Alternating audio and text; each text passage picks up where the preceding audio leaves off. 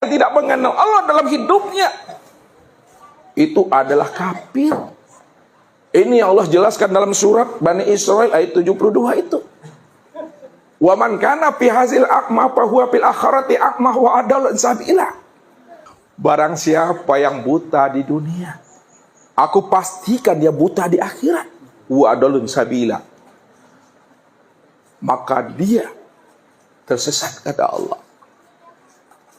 Kalau Allah mengatakan orang yang buta itu adalah orang yang tersesat di akhirat nanti, buta yang bagaimana yang dimaksudkan? Apakah buta mata zahir yang ada di kepala ini, atau butanya mata hati yang ada di dalam dada? Ini yang dijelaskan Allah dalam surat Al-Hajj ayat 46. Fa innaha la ta'mal absar walakin ta'mal qulub allati fis-sudur.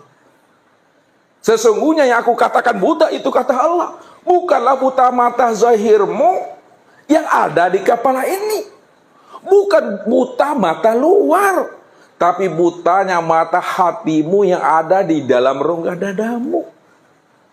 Itulah orang yang sesat. Orang yang sesat itu tempatnya neraka. Kalaulah orang yang buta mata hatinya itu orang yang sesat dan neraka, buta mata hati yang bagaimana maksudnya? Maksudnya orang yang buta mata hati itu, Bapak Ibu, siapa yang tidak mengenal aku di waktu hidupnya, maka di waktu matinya dia juga tak pernah mengenal aku. Siapa yang tidak mengenal aku di dunia ini, di akhirat dia juga tidak mengenal aku. Siapa yang tidak mengenal aku, yang wujud dan nyata pada dirinya, si nyata-nyatanya, maka dia tidak akan pernah mengenal aku di luar dirinya. Wa adallun sabilah, itulah orang yang tersesat. Siapa yang tidak mengenal aku di dunia ini, di akhirat dia juga tidak mengenal aku. Siapa yang tidak mengenal aku, yang wujud dan nyata pada dirinya, si nyata-nyatanya, maka dia tidak akan pernah mengenal aku di luar dirinya. Wa adallun sabilah, itulah orang yang tersesat. Itulah hakikat Dajjal. Orang yang buta mata hatinya. Jadi Dajjal itu jangan dibilang mata satu, matanya dua. Cuma mata hatinya tak difungsikannya. Ketika mata hatinya tidak berfungsi, buta mengenal Allah, buta mengenal yang hak, buta mengenal dirinya, itu yang Dajjal. Tapi kalau dia bisa memfungsikan mata zahir dan mata batinnya, itu yang disebut namanya Dajjal. Itu yang disebut namanya Imam Mahdi secara makna hakikat. Suami Mahdi, istri Mahdi, anak Mahdi. Mahdi itu artinya orang mendapat hidayah. Suami mendapat hidayah, istri mendapat hidayah, anak mendapat hidayah. Suami Mahdi, istri Mahdi, anak Mahdi. Di antara tiga beranak itu ada imamnya, itu yang suami. Suami itu yang katakan Imam Mahdi bagi anak dan istrinya. Tak ada bininya, cuma dirinya yang sendiri. Jomblo fisabilillah, dialah yang Imam Mahdi bagi dirinya sendiri. Rupanya Imam Mahdi dengan Dajjal itu sabaliduan itu. Beti itu Bapak Ibu, beda tipis. Ini cerita Imam Mahdi, Imam Mahdi.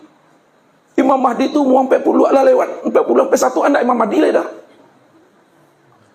Pahami makna hakikat.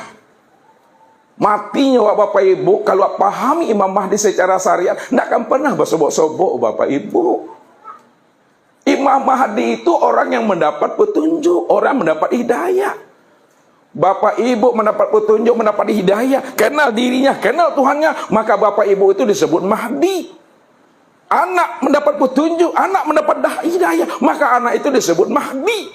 Namun di antara ayah, ibu, anak yang menjadi imamnya itu adalah ayah dalam keluarga, maka ayah itulah Imam Mahdi dalam keluarganya. Itu maksud Ustaz. Itu yang terang.